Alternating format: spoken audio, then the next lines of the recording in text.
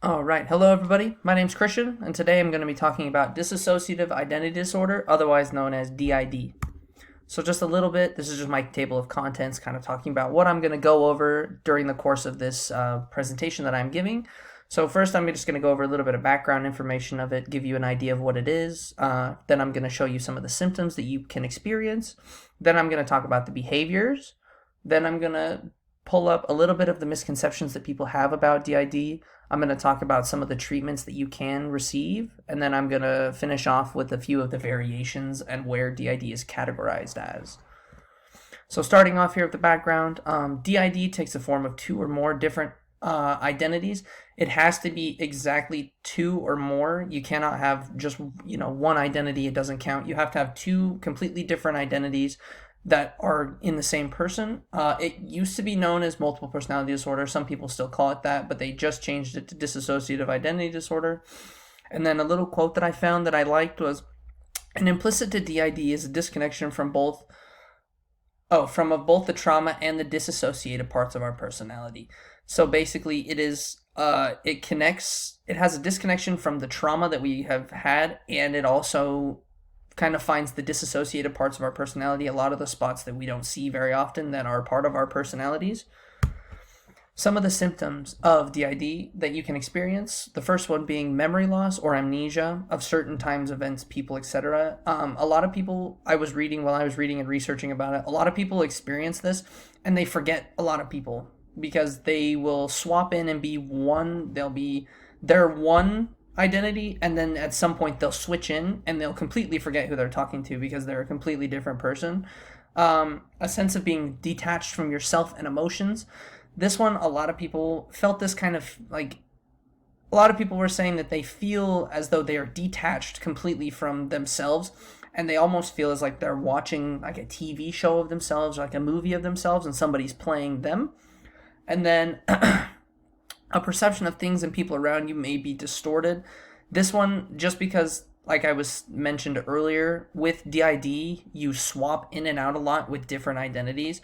So your perception of how things and people around you may change constantly, just depending on how many times you may switch in and out, depending on which identity is upfront taking control. And then the last one being a blurred sense of identity. A lot of people really don't feel that they know who they are with DID, just because they have so many different versions of themselves and there's so many different characters that they just really are not sure who they are as themselves. To continue on with DID just a little bit more, as I mentioned earlier, people who experience DID, they're going to have these gaps when they swap in and out, so they never really know. Like, they'll have a lot of memories where there's just blank spots and they'll never be able to find them just because of DID and the fact that it leaves them with a lot of these holes in their mind and they just don't know. And then another thing that I read online from a few people who have it is they said that they feel as if the voices in their head are taking control of their body, and that they don't have any control over what happens, and that all these other personalities make the decisions for them, essentially. To continue on, talking about the behavior now. The behavior of DID, there is about four real main behaviors of DID. So there is multiple distinct personalities. You're going to have multiple personalities. Each personality is going to take on an entirely new form. So each of them is basically its own person, but all still attached to the same body. So all of them are going to be, it's going to be you, but they're going to have different names, different clothes, different styles, different voices, all of the above, different memories, everything. They're going to be completely different, but the same person.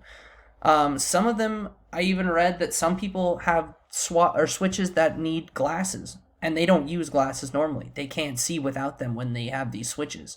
And so they end up getting glasses for some of these identities that just end up not being able to see. And each of the identities is different with how familiar they are with the others. So basically, there is a guy that I watch on TikTok, actually. He has DID and he talks about it all the time. He says that it works like a system for him, and so everybody has their own unique role within the system. So each of them are familiar with each other, but some of them are less familiar in the system than the more prevalent ones that are more common that you see more often, compared to the ones that, stay back and you only see them once or twice a month. They just don't show up very often.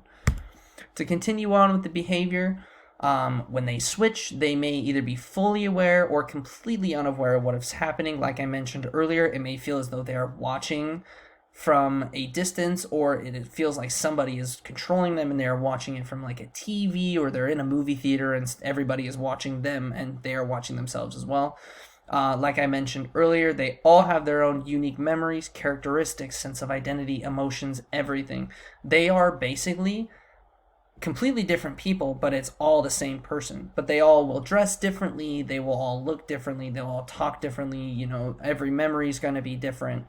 And then a lot of the times with DID, it's often misdiagnosed because a lot of people, when they come in with DID, they present first with suicidal thoughts and self-harm, which is really hard to obviously identify them as having DID if they're presenting with those symptoms. To continue on here, talking about the misconceptions a little bit. So DID is often mistaken for schizophrenia. A lot of people think that people with DID are schizophrenic, and it's just not the case. It's not the same thing. A lot of people also think that DID is a personality disorder, and it is also not a personality disorder. It doesn't fit in the same category as a personality disorder.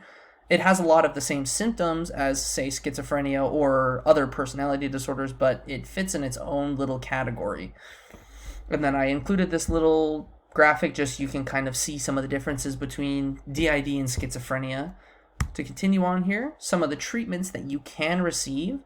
There are only a few treatments that you really can even use. One of them is psychotherapy. You go and you talk to a counselor about it. Another one, obviously, counseling or psychosocial therapy. You go and they basically make you talk about your disease and kind of how it makes you feel, blah, yada, yada, yada, all that stuff. They make you just basically discuss exactly what goes on.